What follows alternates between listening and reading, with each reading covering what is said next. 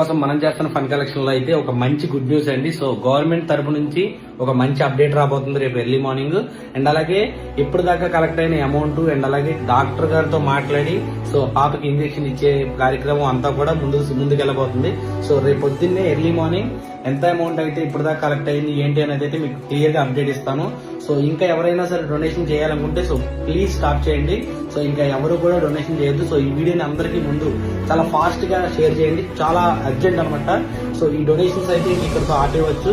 So and అలాగే చాలా మంది చాలా ఏరియాల్లో డొనేషన్స్ కలెక్ట్ చేశారు. సో వాళ్ళందరి దగ్గర కూడా అమౌంట్ అయితే కలెక్ట్ చేసుకోవడానికి అయితే తిరిగే ప్రాసెస్ ఉంటుంది అనమాట ఇక్కడ నుంచి.